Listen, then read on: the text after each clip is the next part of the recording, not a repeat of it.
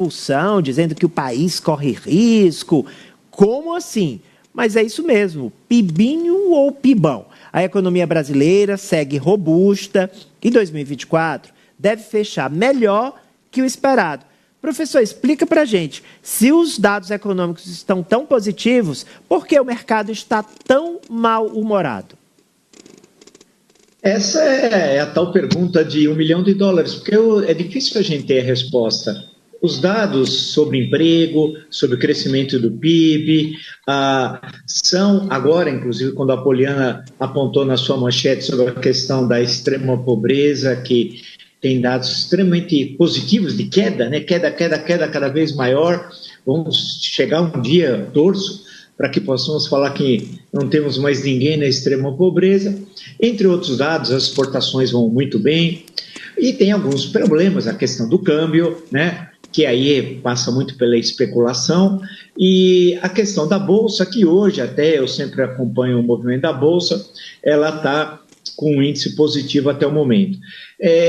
Mas o mercado, numa pesquisa do Instituto Quest, de cada 10 do mercado financeiro, saiu notícia hoje no Globo, 9 reprovam a gestão Lula e 58% avaliam conjunto de medidas para cortar gastos como pouco satisfatório. Então, é difícil entender, né? Agora, é claro que a nossa preocupação, acho que de todos, quem analisa também a economia, é se esse crescimento, que deve ser no final do ano de 3,5, o que é um número muito bom, porque o do ano passado era 2,9, mas foi recalculado, é 3,2.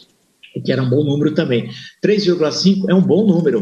A questão é se esse crescimento é sustentável, mas, segundo estimativas, para o ano de 2025, é possível um crescimento em torno, próximo ali a 3%, um pouco mais, um pouco menos. E aí tem uma questão ali, por fim, que é a seguinte: porque todas as estimativas feitas no início do ano pelos especialistas do mercado, em 2023, 2024, eu presumo que ocorrerá também em 2025, todas falharam, todas eram pessimistas e geralmente com 0,5 de crescimento positivo, 0,7, e aí você tem um número absolutamente distinto. Por exemplo, o ano passado, 3,2. Esse ano, 3,5, que é provável.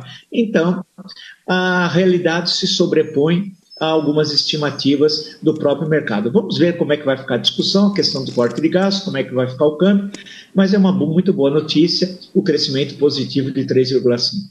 Franci, e o professor aí desenhou para a gente esses dois Brasis, o Brasil real, o Brasil das gôndolas, o Brasil do mercado de trabalho e o Brasil da Avenida Faria Lima, que é um símbolo do mercado financeiro, se localiza lá em São Paulo. Se o mercado, ele sempre espera o pior, sempre prevê e projeta o pior, mas se ficasse só nisso, o problema é que ele contribui para o pior ao, por exemplo, fazer com que o dólar fique acima de 6%, um recorde histórico. Então, ele termina trabalhando contra, né? Sim, Ari, e além do dólar, também a taxa Selic, a taxa básica de juros, muito do que se vê na alta taxa de juros também advém dessa pressão do mercado para que o Banco Central não derrube a taxa e muitas vezes aumente, como vem acontecendo, já uma perspectiva inclusive de um aumento de 1 ponto percentual na próxima reunião do Copom, o que deve acontecer diante da pressão do mercado e da alta do dólar nesse patamar histórico acima de R$6. Então, o mercado deveria dar um voto de confiança para a gestão Lula, porque toda a previsão catastrófica que foi feita desde que Lula assumiu não vem se cumprindo. O desemprego atinge o menor índice da série histórica, o produto interno bruto tem um crescimento acima do esperado. E não só quando a gente faz uma comparação em âmbito nacional, Ari. Em âmbito internacional, a consultoria Austin Rating fez um levantamento e o PIB do Brasil no terceiro trimestre, no último trimestre, foi o 10º que mais cresceu no mundo, à frente de países como a China, como a Arábia Saudita, como o próprio Estados Unidos. Então, das nações com um contingente populacional maior e também com um PIB maior, o Brasil foi o que mais cresceu junto com o México. Então, deveria dar esse voto de confiança, mas o que eu vejo mais é uma preocupação do mercado sempre consigo mesmo, com a elite nacional e os pobres, falando aqui no popular, que se lasquem.